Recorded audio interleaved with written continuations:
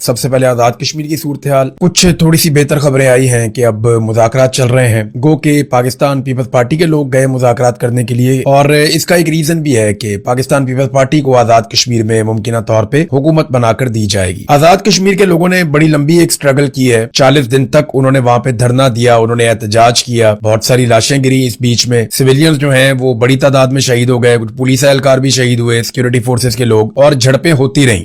ایک دن پہلے جو لڑائی ہوئی وہ بڑی خوفناک تھی، اس میں اطلاع آئی کہ اس لڑائی میں 8 کے قریب کشمیری نوجوان شہید ہوئے، جبکہ 3 پولیس اہلکاروں کا یا سیکورٹی اہلکاروں کے بارے میں کہا جاتا ہے ان کی بھی شہادت ہوئی ہے، اور لوگوں نے دونوں طرف سے درخت کاٹ کے پھینک دیے تھے اور بڑی سچویشن کریٹ ہو گئی تھی، اور اس کے بعد پھر مذاکرات کا دوبارہ فیصلہ کیا گیا۔ تو اب جوائنٹ عوامی ایکشن کمیٹی کے لوگ مختلف جگہوں پہ دھرنے دے کر بیٹھے ہوئے اور وہ اپنا احتجاج کر رہے ہیں۔ بلاول مظفر آباد پہنچے، اور بلاول کو کیونکہ آزاد کشمیر میں حکومت بنا کر دینی ہے تو بلاول کو تھوڑا سا مارجن دیا جائے گا کہ وہ مذاکرات کروائیں، اور جتنی کو کریڈیبلٹی بنتی ہے کسی پولیٹیکل پارٹی کی تو وہ بلاول کو کوشش کریں گے اس کو لانچ کریں، اور کشمیر کے اندر تھوڑی سی پیپلز پارٹی کے لیے فضا بنائی جائے۔ اس سے پہلے بھی پیپلز پارٹی کو ہی آزاد کشمیر میں حکومت بنا کر دی گئی تھی، اور پیپلز پارٹی کا ہی فیصل راٹھور وہاں پہ وزیر اعظم تھا، تمام فیصلے اس نے ہی کیے تھے۔ لیکن اچھی بات یہ ہے کہ چیزیں ایسا لگتا ہے کہ اب انجام کی طرف جا رہی ہیں، اور آزاد کشمیر کے لوگوں کو ان کے مطالبات تسلیم ہونے کی صورت میں اس مصیبت سے نجات مل جائے گی۔ میں بار بار یہ کہہ رہا تھا کہ اس نفرت کو پھیلانے کی بجائے معاملے کو بات چیت سے حل کرنا چاہیے، تو بات چیت شروع ہو گئی ہے۔ اب اس میں جو جوائنٹ عوامی ایکشن کمیٹی ہے انہوں نے فیلڈ مارشل عاصم منیر کا بھی نام لیا ہے۔ پہلے دیکھ لیتے ہیں کہ انہوں نے کیا کہا، ان کا جو بیان ہے وہ میں آپ کے سامنے رکھ دیتا ہوں۔ جوائنٹ عوامی ایکشن کمیٹی نے کہا کہ طویل مذاکرات کے بعد قیادت کی جانب سے لانگ مارچ کو عالمی طور پر ملتوی کرنے کا باضابطہ اعلان کر دیا گیا ہے۔ حکومت کو مطالبات پر عمل درآمد کے لیے 21 جولائی تک کی مہلت دے دی گئی ہے، یعنی آج جب آپ یہ ویڈیو سن رہے ہیں تو 16 جولائی ہے، ابھی 5 دن مزید باقی ہیں، تو 21 جولائی تک کی مہلت دی گئی ہے۔ اگر مقررہ مدت تک وعدے پورے نہ کیے گئے یا مطالبات منظور نہ ہوئے تو 22 جولائی سے دوبارہ لانگ مارچ کا آغاز کیا جائے گا۔ واضح رہے کہ لانگ مارچ ملتوی ہوا ہے، کال آف نہیں کیا گیا۔ تمام جاری جو دھرنے ہیں وہ حسب سابق برقرار رہیں گے اور عوامی جدوجہد جاری رہے گی۔ یہ فیصلہ تحریک کے اختتام کا نہیں بلکہ مذاکرات کو ایک موقع دینے کا فیصلہ ہے۔ اب نگاہیں حکومت کے عملی اقدامات پر ہیں، اگر وعدے پورے ہوئے تو یہ عوامی جدوجہد کی کامیابی ہوگی، اور اگر وعدہ خلافی کی گئی تو 22 جولائی کو عوام دوبارہ اپنے آئینی اور پرامن حق کے لیے میدان میں ہوں گے۔ اللہ تعالیٰ حق اور انصاف پر مبنی فیصلہ نصیب فرمائے۔ معاملہ یہ ہے کہ اب کچھ چیزیں طے ہونے کی طرف جا رہی ہیں، اس کا ریزن یہ ہے نہ تو آزاد کشمیر کے عوام پیچھے ہٹتے ہیں اور نہ اسٹیبلشمنٹ اپنے موقف سے پیچھے ہٹ رہی تھی۔ مسئلہ زیادہ آ کر پھنسا ہوا تھا 12 نشستوں پر، تو وہ جو 12 نشستیں ہیں وہ گلے کی ہڈی بنی ہوئی ہے۔ اسٹیبلشمنٹ کو یہ پتا ہے کہ ان 12 نشستوں کے ذریعے سے ہی بڑے آرام سے آزاد کشمیر میں حکومت بنائی جا سکتی ہے۔ اب کیونکہ پاکستان تحریک انصاف بھی الیکشن سے باہر چلی گئی ہے اور کالعدم ہونے کے بعد جوائنٹ عوامی ایکشن کمیٹی بھی الیکشن نہیں لڑ سکتی، تو یہ سچویشن اب اسٹیبلشمنٹ کے لیے اتنی بری نہیں ہے، دھاندلی وادلی کر کے پیپلز پارٹی کو حکومت بنا کر دی جا سکتی ہے۔ اب اس میں ایک اور جو ڈیولپمنٹ ہے وہ میں آپ کے سامنے رکھتا ہوں، جس میں جوائنٹ عوامی ایکشن کمیٹی نے کہا کہ انہوں نے فیلڈ مارشل عاصم منیر کو موجودہ حالات کے تناظر میں 13 جولائی کو ایک خط لکھا تھا، اور 14 جولائی 2026 کو ان کو وہ خط ملا تھا، اور تمام حالات انہیں بتائے گئے تھے عاصم منیر صاحب کو، اور انہوں نے فوری طور پہ جناب سید قمر رضا صاحب چیئرمین اوورسیز پاکستانی فاؤنڈیشن کو اپنا نمائندہ مقرر کرتے ہوئے جموں کشمیر جوائنٹ عوامی ایکشن کمیٹی کی طرف بھیجا۔ اب وہ کہتے ہیں جناب کہ جو مذاکرات ہیں وہ 15 جولائی کو ہوئے، یعنی کل کے دن میں مذاکرات ہوئے، اور انہوں نے اپنے مطالبات سامنے رکھے اور ان کے اوپر بڑی ڈیٹیل بات چیت ہوئی۔ اب جو قمر رضا صاحب ہیں انہوں نے، جو اوورسیز فاؤنڈیشن کے سربراہ، انہوں نے کہا جی کہ لانگ مارچ آپ روک لیں، اور اس بات کی انہوں نے یقین دہانی کروائی کہ تمام مسائل بات چیت کے ذریعے حل کیے جائیں گے۔ تو اب 5 دن کا ٹائم رکھ دیا گیا ہے، دھرنے جاری رہیں گے، لانگ مارچ نہیں کیا جائے گا، یہ ہے جناب معاملہ۔ تو پیپلز پارٹی بھی اس میں آ گئی، فیلڈ مارشل عاصم منیر کا نام بھی اس کے اندر آ گیا ہے۔ تو اب اندر کیا چل رہا ہے وہ میں آپ کو بتا دیتا ہوں۔ میری وہاں پہ جو مقامی صحافی ہیں یا جو یہ جوائنٹ عوامی ایکشن کمیٹی کے لوگ ہیں، جو لوگ دھرنے میں موجود ہیں، ان لوگوں کے ذریعے سے جو میرے پاس انفارمیشن پہنچی وہ کیا ہے، یہ ابھی تک بس اتنا ہے کہ 12 نشستیں جو مہاجرین والی ہیں وہ ختم کر دی جائیں، یا کم سے کم ان کا یہ اختیار ختم کر دیا جائے کہ وہ آزاد کشمیر میں حکومت بنائیں یا آزاد کشمیر میں حکومت گرائیں، تو کم سے کم یہ تو کیا جائے۔ اب 6 نشستوں کو ختم کرنے کا مطالبہ تسلیم کر دیا گیا، یہ کہا گیا کہ 6 سیٹیں ہم فوری طور پہ ختم کر دیتے ہیں، حالانکہ جو سپریم کورٹ ہے کشمیر کا وہ یہ فیصلہ دے چکا ہے کہ یہ جو سیٹیں ختم ہوگی یہ 2/3 اکثریت کے ساتھ ہی ہوں گی، یہ اس کے بغیر نہیں ہوں گی۔ لیکن میں آپ کو بتاتا ہوں نا، اسٹیبلشمنٹ کی ضد ہوتی ہے ساری، اور کوئی چکر نہیں ہوتا، جب وہ چاہیں گے تو وہ ہو بھی جائے گا، ویسے بھی ہو جائے گا۔ تو 6 نشستیں وہ کہتے ہیں یہ ختم کر دی جائیں گی، 6 نشستوں کا فیصلہ الیکشن کے فوراً بعد ہو جائے گا۔ اور ये भी बात की जा रही है कि ये 6 नशिस्तों का आने वाली हुकूमत में वोट होगा या नहीं होगा, यानी वुज़रा आप इनको बना दें लेकिन आप इनको वोट का हक ना दें, वजीर आज़म बनाने में या गिराने में आप इसको वोट का हक ना दें। अब यहाँ पे मामला फंसा हुआ है, बातचीत हो रही है, देखें नतीजा क्या निकलता है। एक और चीज जो बड़ी इंपॉर्टेंट है वो ये है कि कलदम का जो टैग लग गया जॉइंट अवामी एक्शन कमेटी के ऊपर, वो टैग खत्म किया जाए, जो लोग गिरफ्तार हुए हैं उनको फौरी तौर पर रिहा किया जाए, और जो संगीन नौयत के मुकदमात बनाए गए हैं जॉइंट अवामी एक्शन कमेटी के लोगों पर, वो मुकदमात भी खत्म करवाए जाएं। तो अगर ये चीजें हो जाती हैं तो मामला हल हो जाएगा। मामला बातचीत से ही हल होना चाहिए। आप जितनी मर्जी लड़ाई करें, अपनी आवाम से लड़ना कोई दानिशमंदी नहीं हो। बातचीत करें, मामले को हल करें, लोगों को उनके घरों में भेजें, कारोबार जिंदगी जो है मामूल के मुताबिक लाएं। अब जॉइंट अवामी एक्शन कमेटी की एक रिस्पॉन्सिबिलिटी है मेरी नजर में, मुझे नहीं लगता कि मुझे आइडिया नहीं है कि वो क्या करेंगे इसके बारे में, लेकिन मेरी नजर में उन्हें एक डिमांड रखनी चाहिए कि इलेक्शन को थोड़ा सा डिले करें, थोड़ा सा इलेक्शन को आगे ले जाएं, और वो अपनी जमात को बाकायदा एक पॉलिटिकल पार्टी के तौर पे इन इंतखाबात में उतारें। जितनी जॉइंट अवामी एक्शन कमेटी की इस वक्त मकबूलियत है, जितने वो ताकतवर हैं आजाद कश्मीर में, उन्हें शिकस्त देना बाकी पॉलिटिकल पार्टीज के लिए शायद मुमकिन नहीं होगा। तो बजाय इसके कि बाकियों की मिन्नतें करते रहे, उनके तरले करते रहे, बार बार सड़कों पर आकर बैठते रहे, मुतालबात करते रहे, टाइम जाया करते रहे अपना भी लोगों का भी, इससे बहुत बेहतर है कि ये जो जॉइंट अवामी एक्शन कमेटी के लोग हैं, आम कश्मीरी, वो इलेक्शन लड़ लें, और वहां तो पैसा भी नहीं लगेगा। आम कश्मीरी इलेक्शन लड़े, पॉलिटिकल पार्टियों को शिकस्त दें, अपनी हुकूमत बनाए, और अपनी हुकूमत बनाने के बाद आजाद कश्मीर के वो तमाम फैसले जो वो करवाना चाहते हैं वो खुद करें। मेरे ख्याल में ये होना चाहिए। 2 महीने का टाइम मांग लिया इलेक्शन में, कोई बात नहीं, इलेक्शन थोड़ा आगे चला गया, पहले भी इलेक्शन आगे जाते रहे हैं, अगर इलेक्शन 2 महीने 3 महीने आगे भी चला जाएगा कोई फर्क नहीं पड़ेगा। अपनी जमात को लेकर आए इलेक्शन के, और अगर उनके लोगों ने कागजात नामजदगी जमा करवाए हुए हैं ऑलरेडी जॉइंट अवामी एक्शन कमेटी ने, तो फिर वो इलेक्शन लड़ भी सकते हैं, और वो इलेक्शन लड़े फिर भी लड़े, लेकिन इलेक्शन जरूर लड़े और मैदान को खाली ना छोड़े। जॉइंट अवामी एक्शन कमेटी अगर अवाम की आवाज उठा रही है तो उसका सबसे बेहतरीन तरीका यह है कि वो अपने आप को पार्लियामेंट के अंदर लेकर जाए और वहां बैठकर अवाम की आवाज उठाए, चाहे वो अपोजिशन में हो चाहे वो हुकूमत में हो। तो ये मेरी गुजारिश है जॉइंट अवामी एक्शन कमेटी से। बहरहाल वो अपना फैसला खुद ही करेंगे। नादरीन, फजलुर रहमान साहब जो हैं वो एक इनकलाबी रहनुमा के तौर पे सामने आ रहे हैं या आना चाहते हैं। हकीकत क्या है ये तो अल्लाह रब्बुल इज्जत ही जानता है, दिलों की बात तो हम नहीं कर सकते, लेकिन ट्रैक रिकॉर्ड हम जानते। फजलुर रहमान साहब जिस वक्त रिजीम चेंज ऑपरेशन के सबसे बड़े आलाकार बने हुए थे, जब फजलुर रहमान साहब जर्नैलों के कहने के ऊपर इमरान खान साहब की सरकार को गिरा रहे थे और एक जाली हुकूमत जो इंपोर्टेड सरकार है उसको लाकर मुसल्लत कर रहे थे, जिसमें अमेरिका का आशीर्वाद भी हासिल था इनको, तो उस वक्त भी फजलुर रहमान साहब एंटी एस्टेब्लिशमेंट बातें करते थे। उस वक्त भी फजलुर रहमान साहब ऐसी तकारीर किया करते थे जिससे ऐसा लगता था कि शायद फजलुर रहमान साहब इनकलाबी हैं, ताकि अवामी तायीद या अवामी हमायत उनके साथ रहे। तो अब हम नहीं जानते कि फजलुर रहमान साहब वाकई इनकलाबी हो गए हैं या एक नया खेल खेला जा रहा है। देखिए, इस तरह का स्टेटमेंट अगर इमरान खान दे देते या पाकिस्तान तहरीक इंसाफ का कोई और बंदा दे देता या कोई और ऐसी जमात जो वाकई में एंटी एस्टेब्लिशमेंट है वो ऐसा स्टेटमेंट देती, तो अब तक बेशुमार कार्रवाइयां हो जाती। लेकिन फजलुर रहमान और उनके लोग डटे हुए हैं। फजलुर रहमान साहब का एक नया स्टेटमेंट भी मंजरेआम पे आया है और इसमें उन्होंने कहा जी पार्लियामेंट एस्टेब्लिशमेंट के घर की लौंडी है जिसकी अहमियत खत्म हो चुकी है, ऐवान नहीं अब इस मैदान की हैसियत है, इसलिए ऐवान में हमारी 5 सीटें हों या 10 हों इसकी परवाह किए बगैर जाली पार्लियामेंट को जूते की नोक पे रखते हैं। फजलुर रहमान साहब, ये पार्लियामेंट आज जाली नहीं हुई, ये पार्लियामेंट पहले दिन से जाली है। पहले दिन इनको फॉर्म 47 जारी किया गया था, आपकी अपनी सीट फॉर्म 47 पे है, नूर आलम खान जो आपका MNA है उसकी सीट फॉर्म 47 पे है और आपकी पार्टी को बहुत सारी चीजें फॉर्म 47 के मुताबिक मिली है। आपने सेनेट की सीट लेने के लिए फॉर्म 47 वाली गेम डाली, वहां पे भी आपने जालसाजी की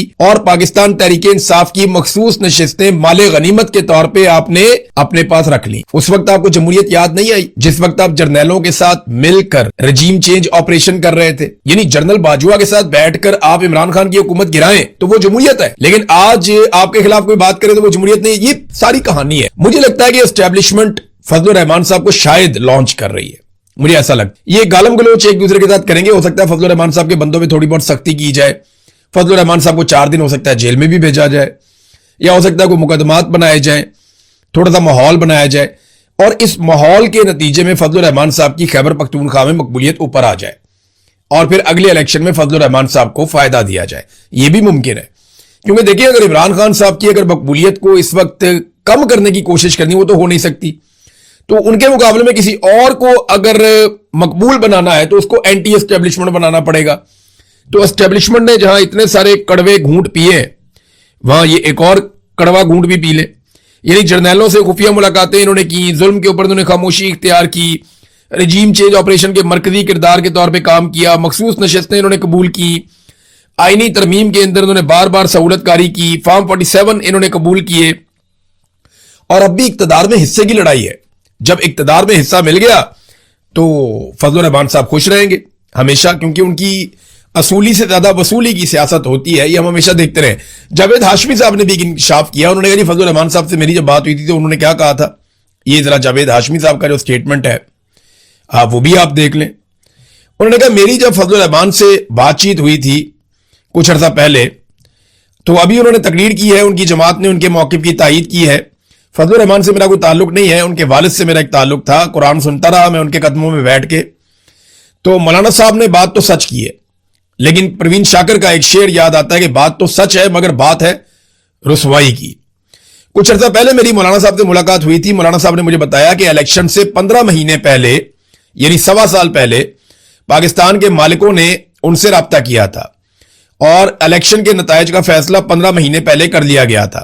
اس وقت فضل الرحمان صاحب نہیں بولے. جب پاکستان کے مالک یا جرنیل فضل الرحمان صاحب سے رابطہ کر کے الیکشن سے 15 مہینے پہلے یہ بتا رہے تھے کہ جناب الیکشن کے یہ نتائج آنے ہیں, اس وقت نہیں انہوں نے پول کھولا کہ جناب الیکشن تو پہلے سے ہی ریگ ہو گیا. لیکن جاوید ہاشمی صاحب کو وہ یہ بتا رہے ہیں بعد میں. پھر فضل الرحمان صاحب کی کیونکہ 15 سیٹیں بتائی گئی تھی, وہ 5 نکلی بعد میں, تو ان کو بڑا پرابلم ہو گیا اس کے ساتھ. پھر انہوں نے ایک اور بات کی فضل الرحمان صاحب نے اور محمود اچکزئی صاحب نے بتائی کہ 50 ارب روپے میں اسمبلی کی نشستیں فروخت کی گئی ہیں. تو اس طریقے سے اگر 2 نمبری ہو رہی ہے جو جاوید ہاشمی صاحب نے بھی اب بے نقاب کی ہے, تو اگر یہی الیکشن کروانے ہیں تو آزاد کشمیر میں بھی نہ کروائیں, آپس میں ہی فیصلہ کر لیں کہ جس کو بٹھانا ہے جس کو نہیں بٹھانا. فضل الرحمان صاحب نے ہمیشہ یہودی کا کارڈ کھیلا, مذہب کا کارڈ کھیلا اپنے مخالفین کے خلاف. خاص طور پہ عمران خان کو ہمیشہ یہودی کا ایجنٹ کہا فضل الرحمان صاحب نے.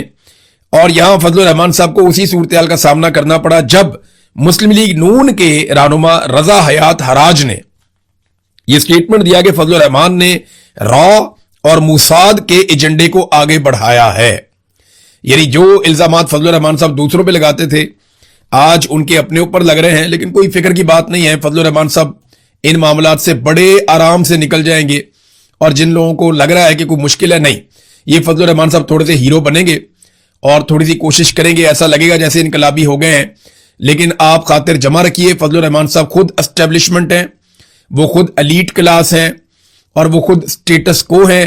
وہ سٹیٹس کو کے بغیر نہیں رہ سکتے, وہ ہمیشہ سے سٹیٹس کو کا حصہ رہے ہیں, وہ آئندہ بھی سٹیٹس کو کا حصہ رہیں گے. فضل الرحمان صاحب کبھی کوئی ایسی انقلابی تحریک کا حصہ نہیں بنیں گے جس میں پاکستان کی ملٹری اسٹیبلشمنٹ اور وہ ہمیشہ کے لیے آمنے سامنے آ جائیں, ایسا نہیں ہوگا. ناظرین, بلوچستان کی صورتحال میں آپ کو بتا رہا ہوں, فضل الرحمان صاحب کے ایک جملے پہ سب کو بہت غصہ ہے کہ وہ شہداء کی بات فضل الرحمان نے کی. لیکن کیا فضل الرحمان کے اس جملے نے شہداء کی زیادہ تذلیل کی ہے, یا جو شہداء کی لاشیں اس وقت ایک ہفتے سے بلوچستان میں سڑک پہ پڑی ہوئی ہیں وہ زیادہ توہین ہوئی ہے لاشوں کی؟ مجھے بتائیں نا, شہداء کی بڑی توہین کہاں پہ ہوئی؟ فضل الرحمان کے ایک جملے نے شہداء کی زیادہ توہین کی ہے, یا 30 لاشیں جو کوئٹہ میں سڑکوں پہ رکھی ہوئی ہیں اور وہاں پہ متاثرین بیٹھے ہوئے ہیں پچھلے ایک ہفتے سے, وہ لاشیں دفنائی نہیں جا رہی, شہداء کی زیادہ توہین وہاں پہ ہو رہی ہے. پہاڑ پہ لاشیں پڑی ہوئی تھی, اٹھانے کے لیے کوئی نہیں جا رہا تھا, وہ شہداء کی توہین نہیں ہو رہی تھی کہ شہداء کی لاشیں پہاڑ پہ پڑی ہوئی ہیں, اٹھانے کوئی نہیں جا رہا. پھر لوگوں نے کرایہ کر کے وہاں سے ٹرک اور پک اپس یہ حاصل کی, مزدوروں کو لے کر گئے, وہاں سے لاشیں اٹھا کر اپنی مدد آپ کے تحت لے کر آئے. وہ شہداء کی توہین نہیں تھی؟ تو بلوچستان کے شہداء کے بارے میں کوئی بات کیوں نہیں کرتا؟